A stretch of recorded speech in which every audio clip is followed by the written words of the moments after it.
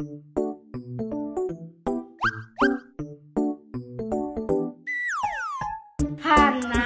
aku dikasihi.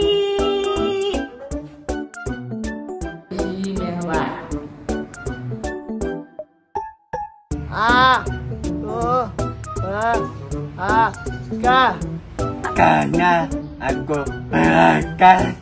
Kita yuk. Halo Sobat Kesya, ketemu lagi kita di acara Cerita Yuk bersama dengan saya Miss Marisi. Kali ini kita akan berbicara tentang pubertas pada anak berkebutuhan khusus. Tapi sebelum lebih lanjut lagi, saya mengundang Sobat Kesya untuk berdoa terlebih dahulu. Yuk kita berdoa yuk.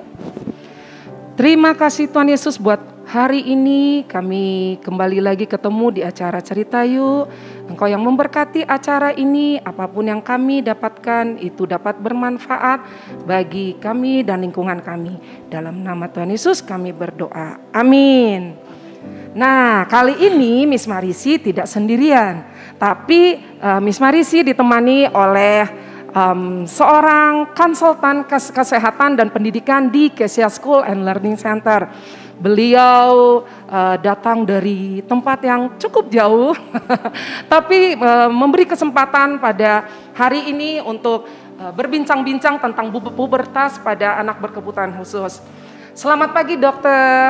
Selamat pagi Yes. Miss Marisi, selamat pagi semua sahabat Kesya dimanapun ada. Apa kabar dokter? Puji Tuhan, sehat walafiat. Oke, silakan dokter memperkenalkan diri kepada Oke, terima kasih Miss Marisi, sahabat Kesya semua dimanapun kalian berada. Nama saya Irwan Silaban, saya seorang dokter, juga pendidikan khusus untuk anak-anak berkebutuhan khusus. Terima kasih sudah berada di tempat ini dalam kesempatan ini. Tuhan Yesus memberkati. Iya, baik, terima kasih. Saya juga tidak ditemanin hanya dengan Dokter Irwan, tetapi saya juga ditemanin oleh salah satu orang tua dari keluarga Kesya. Selamat pagi Ibu. Selamat pagi. Apa kabar Ibu? Baik. Oke, ya. Ibu silakan memperkenalkan diri kepada pemirsa Kesya, Sobat Kesya. Halo Sobat Kesya, saya Ibu Marjati Linggaraja, seorang ibu dari salah satu murid Kesya School yang telah beberapa tahun mengikuti pelajarannya di Kesya School. Selamat Oke, pagi. baik. Terima kasih Ibu. Nah, sekarang kita masuk dan lanjut pada beberapa pertanyaan nih. Ada Sobat Kesya yang belum tahu tentang pubertas ya dok ya. Nah, boleh minta tolong ceritakan tentang pubertas itu apa ya dok ya? Baik, pubertas ini sebetulnya sebuah kata yang kalau diterjemahkan terutama di kalangan remaja dan pemuda itu sesuatu yang sangat menarik. Iya. Karena berhubungan dengan sebuah pemahaman yang namanya rangsangan seksual. Padahal sebetulnya pubertas itu secara sederhana adalah sebuah perubahan secara hormonal yang dialami oleh semua baik laki-laki maupun perempuan berdasarkan kondisi fisik, mental, intelektual, sosial dan emosi. Yang itu akan mempengaruhi namanya tumbang. Tumbang itu tumbuh dan kembang. Nanti kalau memang perlu dijelaskan kita jelaskan. Jadi ke sana, pubertas itu ada sebetulnya sesuatu hal yang sangat dinantikan oleh semua manusia. Oh gitu. Ya, nah, kisaran umurnya itu kira-kira berapa dok? Ini kan perkembangan zaman ini membuat banyak sekali perubahan yang namanya disrupsi. Iya. Zaman dulu tuh umur 12 sampai 16. Tapi kalau sekarang umur 8 dan 9 sudah mengalami pubertas berdasarkan yang saya bilang tadi. Fisik, mental, intelektual, sosial dan emosi. Mempengaruhi karakteristik tumbuh kembang tadi. Itu pada umumnya. Kalau misalkan pada anak berkebutuhan khusus gimana dok? Jadi ini perlu dipahami baik-baik ya. Anak berkebutuhan khusus itu yang ada sesuatu karakteristik uniknya itu di fisik. emosi, intelektual, sosial, dan emosi. Ya. Jadi tidak ada hubungannya dengan reproduksi, alat-alat reproduksi. Jadi secara fisiologis mestinya sih tidak ada masalah. Jadi anak-anak berkebutuhan khusus juga walaupun tunagrahita ya pubertasnya normal-normal saja. Tapi di rentang usia berapa kira-kira kalau yang untuk anak berkebutuhan khusus, Dok? Anak berkebutuhan khusus namanya juga anak berkebutuhan khusus. Yes. Jadi dia memang memerlukan perhatian khusus sehingga secara bersamaan tumbuh atau mulai munculnya pubertas itu bisa sama dengan yang lain. Ya. Tetapi kalau perhatian atau kebutuhan khususnya tidak dipenuhi, akan ada penyimpangan atau deviasi.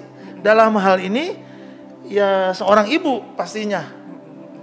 Jadi artinya semua normal saja tapi bisa mengalami sesuatu yang namanya juga berkebutuhan khusus.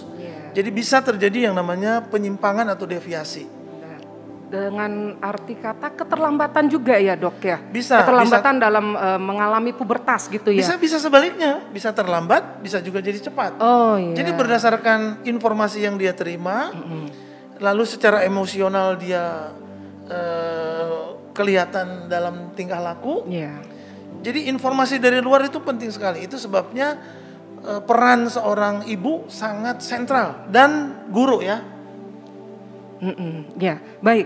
Nah, kalau tadi dikatakan bahwa itu akan mempengaruhi perubahan fisik dan hormon ya. Nah, bagaimana menurut dokter perubahan fisik yang seperti apa itu, Dok? Pada anak laki-laki dan pada anak perempuan? Gini, sebetulnya pada prinsipnya sih sama saja perubahannya, cuma mungkin modelnya yang beda. Ya.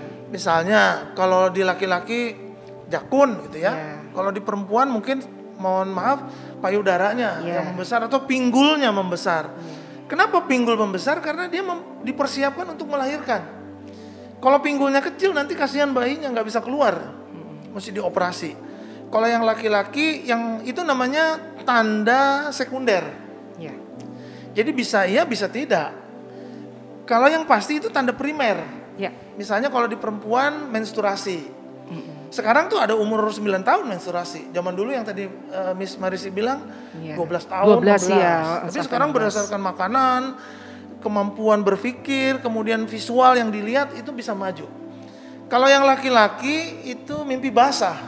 Oh iya. Nah, itu perlu dikasih tahu.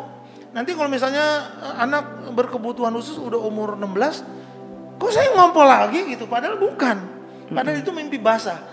Dan mimpi basah itu fisiologis normal. Kecuali sebelum dia mimpi basah, dia nonton VCD porno. Nah, bagaimana dengan hormon anak tersebut?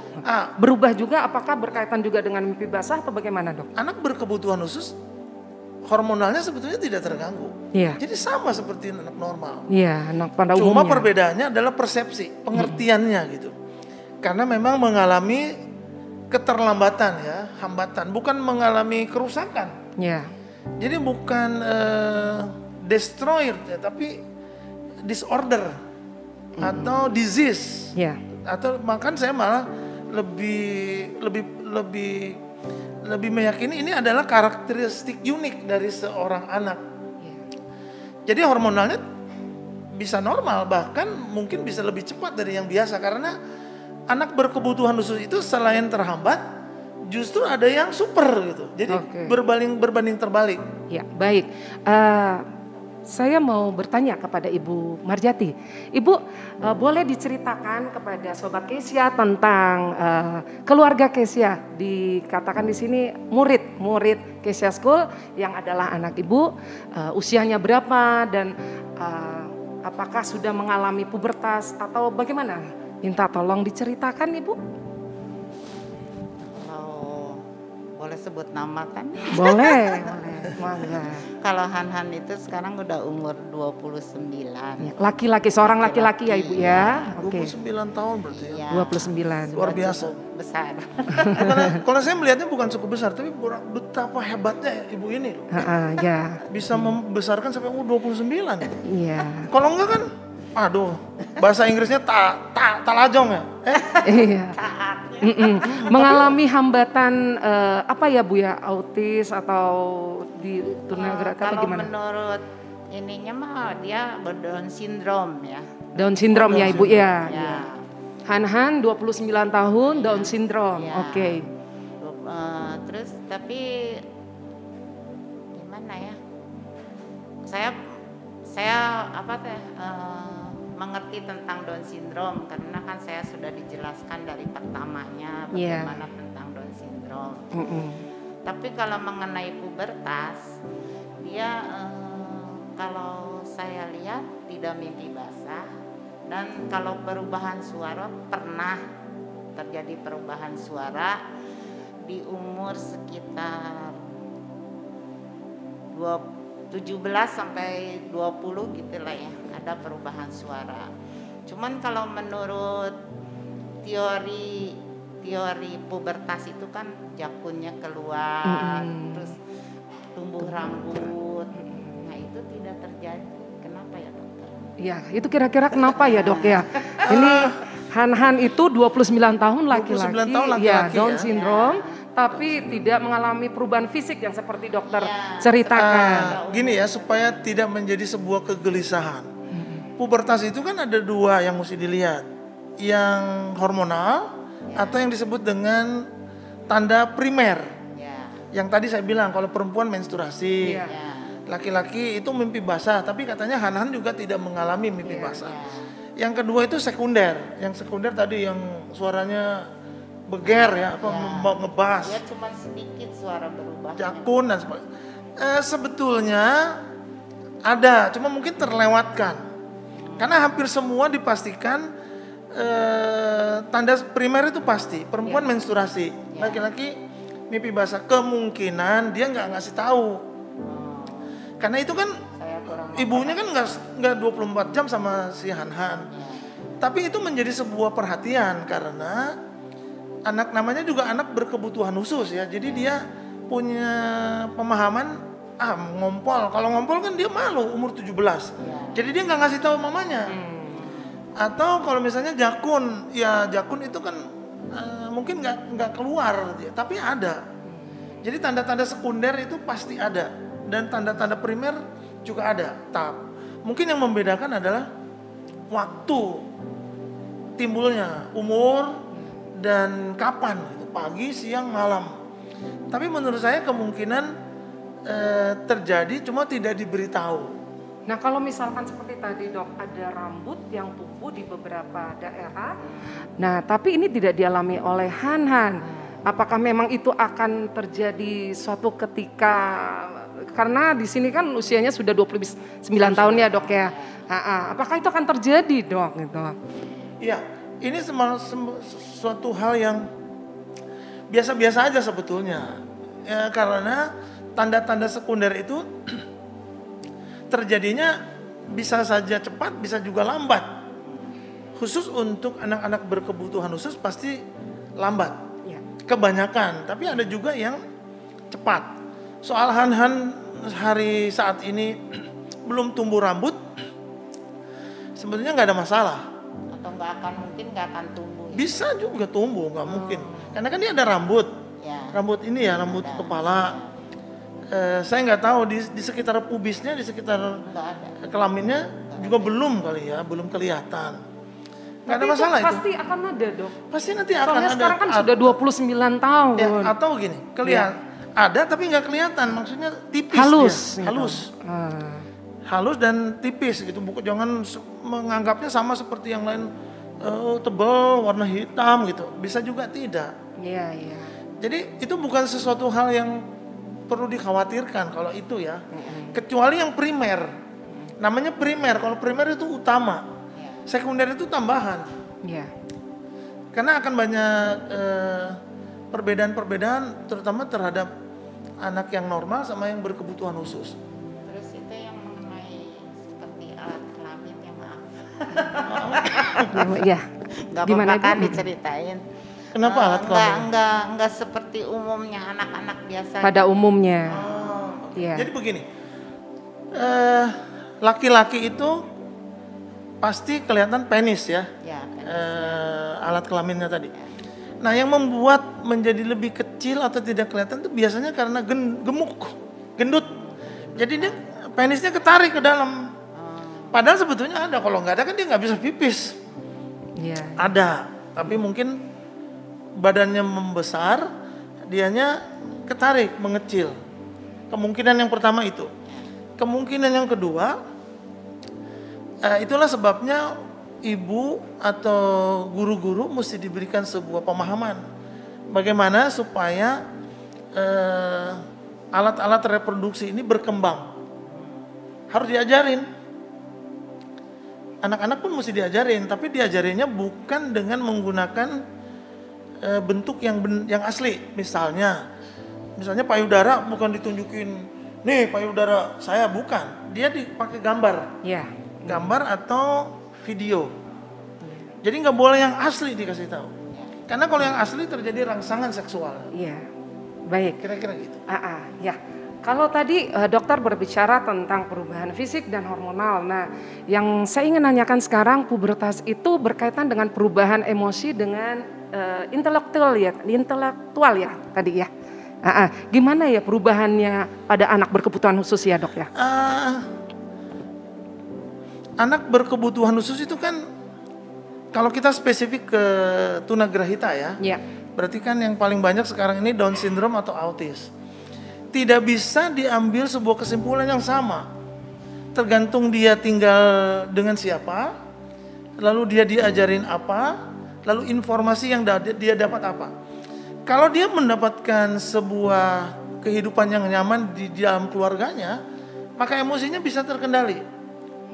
Karena memang Down syndrome itu atau tunagrahita itu sesuatu yang mispersepsi, kemudian emosional yang tidak terkendali dengan karakteristik yang unik kalau saya bilang. Berarti ini berkaitan dengan perilaku ya? Perilaku, itu hubungannya dengan perilaku. Baik, Sobat Kesia, tentang perilaku pada anak berkebutuhan khusus yang berkaitan dengan pubertas kali ini akan dibahas lebih lanjut lagi pada episode berikutnya ya, Dok ya. Ini supaya berkelanjutan, Dok. Jadi lebih asik lagi. Oke, terima kasih bagi Dokter Irwan. Saya mau nanyakan lagi, Dok, tentang dampak pubertas pada anak laki-laki. Dampaknya apa ya kira-kira?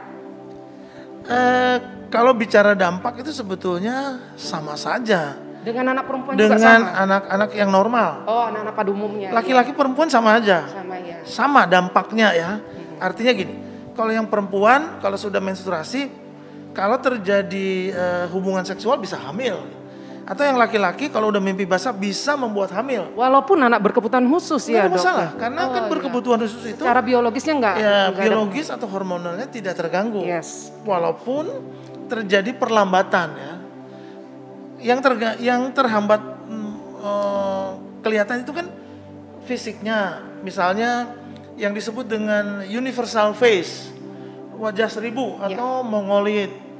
Itu kan kelihatan ya. Terus mental agak terhambat ya. Saya nggak mau mengatakan itu jelek, tapi hanya perlu waktu aja. Kalau diajarin intelektual, sosial dan emosi itu semua harus mendapatkan sebuah kenyamanan. Nah, itulah perlunya Kesia School dengan kurikulum yang sangat luar biasa, precious itu. Iya, yang sudah dibahas sebelumnya ya, Dok, precious. Sehingga anak-anak yang berkebutuhan khusus ini merasa dia ketemu dengan teman-teman yang kira-kira hampir sama dengan dia, kemudian dikasih kesempatan karena dia diberikan independensi, kemudian dia bisa berkreasi, useful. Jadi dia merasa, oh saya ternyata bisa gitu. Dan kemudian dia merasa sangat spesial dalam hidup sebuah keluarga. Itu pentingnya keluarga dan sekolah. Iya, baik, Dok. Berkaitan lagi tadi tentang mimpi basah ya, Dok ya. Saya kembali lagi karena tadi mungkin ada Sobat Kesia juga yang belum secara jelas tentang mimpi basah. Dan kalau itu bagi laki-laki ya, tapi kalau bagi perempuan menstruasi ya, Dok ya. Minta tolong diceritakan, dijelaskan, Dok. Oke. Ini menarik nih ya. Kalau salah-salah mengerti berbahaya juga. Iya. Kalau dalam perempuan namanya menars. Menars itu adalah menstruasi pada yang pertama kali. bisa awal pre-ekoks atau malah lambat. Ya. Kalau pada laki-laki namanya mimpi basah atau ejakulasi tanpa disadari. Kedua hal ini itu sebetulnya menunjukkan gejala primer atau sindrom primer dari reproduksi manusia. Tapi itu selalu dan pasti akan dialami oleh Iya. laki-laki dan perempuan ya, Dok Betul, ya? karena itu ada tanda-tanda kedewasaan. Oh iya. Kedewasaan dalam arti hormonal ya. Ya. Kalau perempuan kan estrogen dan progesteron. Kalau laki-laki testosteron. Yes. Jadi artinya dua hal tadi menunjukkan bahwa laki-laki dan perempuan secara pubertas sudah dewasa secara hormonal. Iya, kalau misalkan Han tadi ya Ibu ya, apakah pernah kepergok gitu? Atau pernah Ibu mengetahui sudah pernah mengalami mimpi basah? Gimana Ibu? Justru Itu tadi pertanyaannya ya. Iya. Kenapa gitu?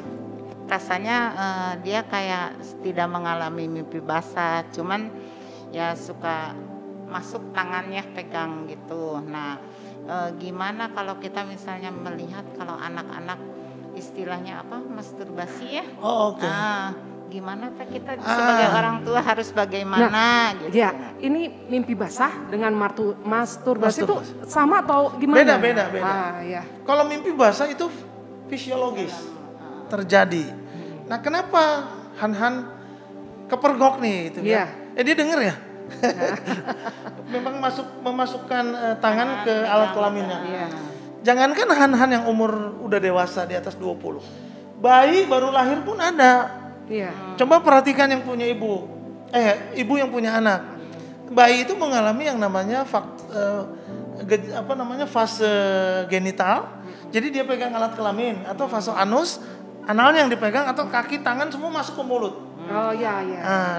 Oh termasuk itu juga alat Termasuk. kelaminnya pada Itu adalah tumbuh kembang namanya. Iya, oh iya. Apalagi dewasa. Jadi informasi yang dia dapat, pengajaran yang dia dapat, kalau salah, maka dia melakukan masturbasi. Karena dia dengar di luar, oh kalau mau begini gue lakukan ini gitu. Padahal sebetulnya itu penyimpangan. Nah, sebenarnya masturbasi itu kondisinya bagaimana, Dok?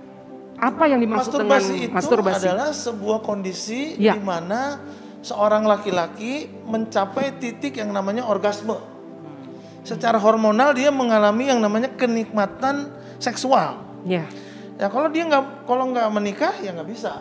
Itu sebabnya Tuhan memberikan, kalau pedang ada sarungnya lah gitu ya. Penis sarungnya adalah vagina. Nah masturbasi dia melakukan gesekan-gesekan atau rangsangan di penisnya. Iya. Sehingga mencapai yang namanya orgasme. Dan ini berbahaya. Karena secara mental, secara psikis akan terganggu seumur hidupnya. Oke. Nah harus itulah menanganinya. fungsi orang tua, fungsi guru-guru mengajar bahwa dia akan mencapai itu secara normal kalau menikah. Nah pertanyaan berikutnya nanti mungkin di tingkah perilaku tadi ya. Iya, perilaku. Apa mungkin nggak sih anak berkebutuhan khusus itu menikah? Iya. Nah, itu nanti kita jawab berikutnya. Jawabannya nanti berikutnya. Makanya ingat ya Iya. untuk Ikutin terus. terus. Ayo cerita gitu. Cerita yuk. Nah gitu. Oke, baik Pak. Ini tadi kita sudah banyak berbincang tentang Down syndrome ya. Nah, dari kebetulan memang keluarga Kesia itu yang ada di Kesia School and Learning Center itu ada beberapa juga yang autis dengan cerebral palsy. Boleh cerita dari sisi hambatan ini, bagaimana pubertasnya ya, Dok ya? Oke, saya kasih gambaran sedikit dulu ya. Grossman itu di Amerika ya, American Association of Mental Deficiency. Ya. Membagi, terutama di Indonesia itu lewat Menteri Negara Pemberdayaan Perempuan dan Perlindungan Anak. Ya. Down syndrome sama autisme itu dibagi sendiri. Nah, Berbeda ya, Dok? Iya. Tunagrahita ada sendiri gitu ya. Sebetulnya kalau cerebral palsy itu masuknya ke tunadaksa. Cerebral itu kan sentral. Iya. Karena hal yang dialami itu dua. Yang sentral itu cerebral palsy karena sentral. Ya, kalau yang perifer muskuloskeletal. Jadi tulang dan ototnya yang terganggu. Nah, cerebral palsy sama juga. Yang terganggu itu adalah fisiknya, mentalnya, emosinya, sosialnya. Tapi hormonalnya walaupun cerebral palsy biasa aja. kecuali diikuti dengan yang disebut dengan komorbid ya, penyakit-penyakit yang lain. Oh, iya. Maka bisa terjadi perbedaan. Tapi Ya. kalau cerebral palsy tapi hormonalnya normal, ya biasa juga seperti perempuan atau laki-laki biasa. Iya. Seperti anak-anak yang lain.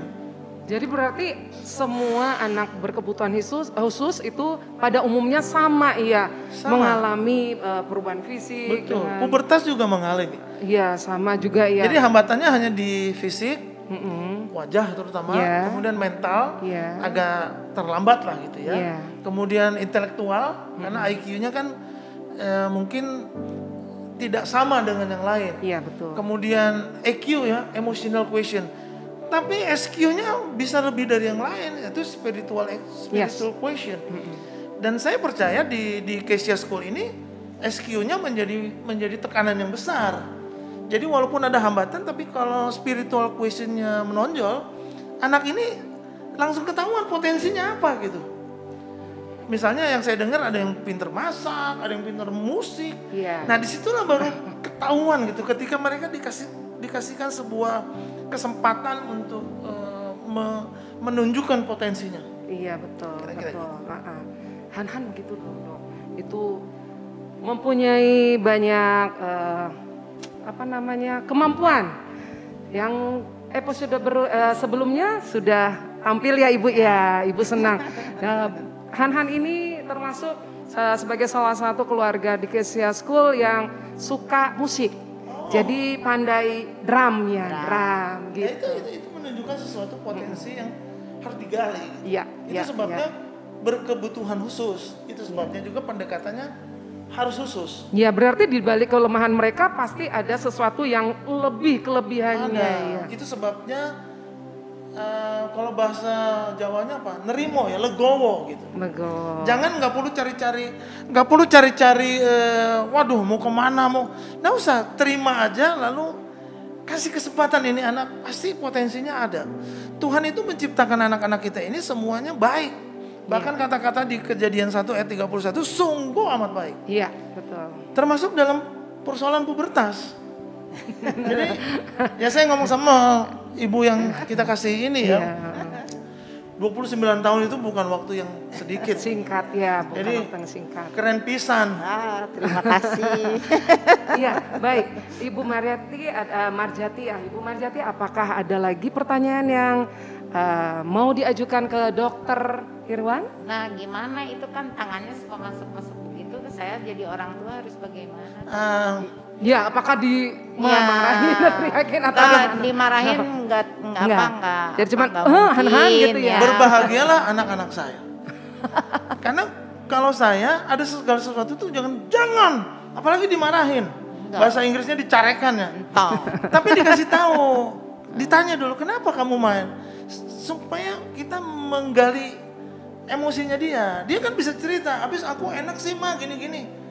Nah, lalu dikasih tahu kenapa enak, sehingga dia ngerti gitu bahwa apa yang dikerjakan itu sebaiknya tidak dikerjakan, atau pakai bahasanya kan itu kotor.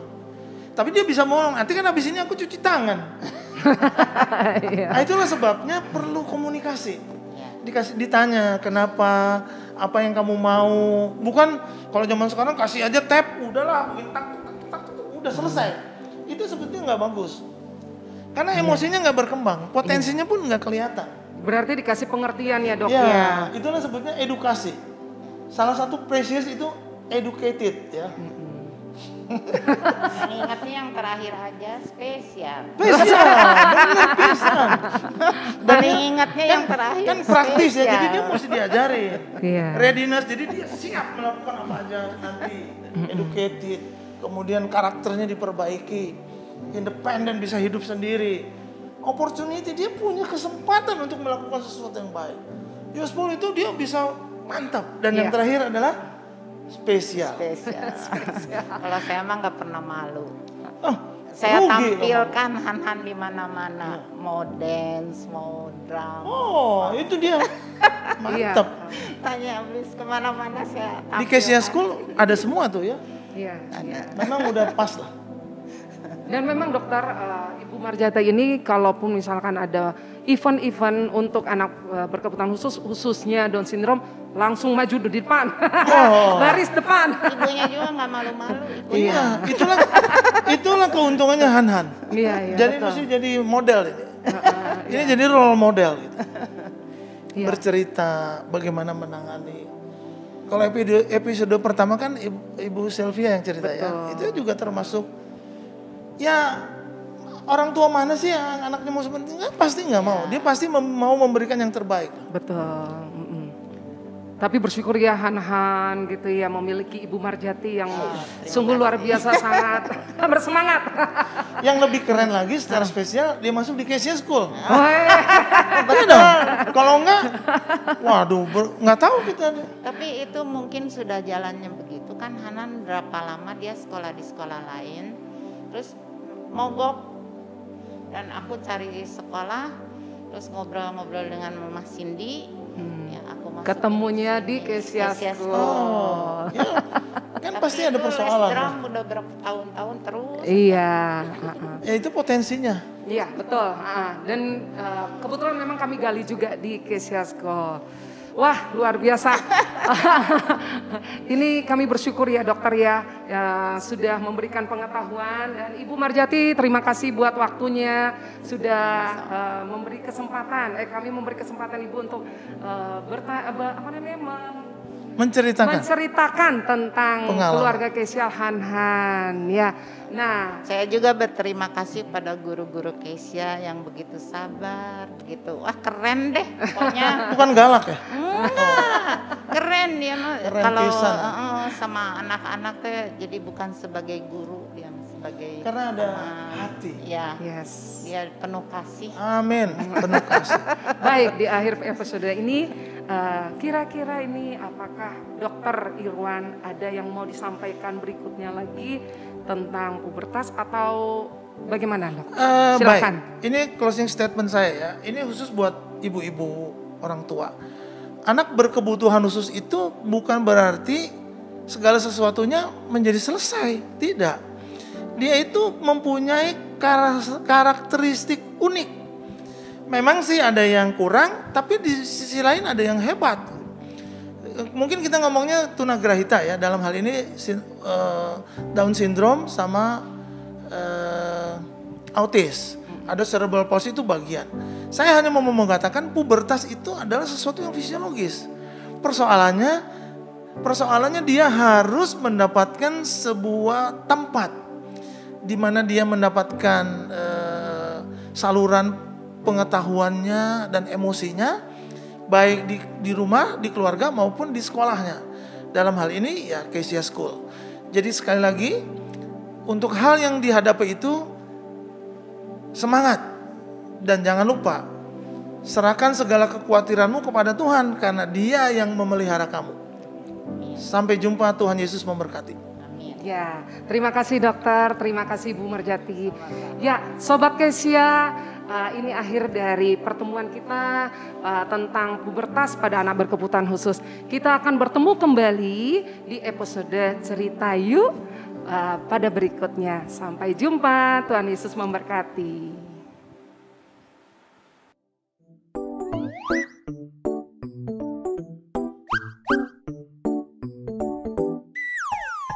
Karena aku dikasihi.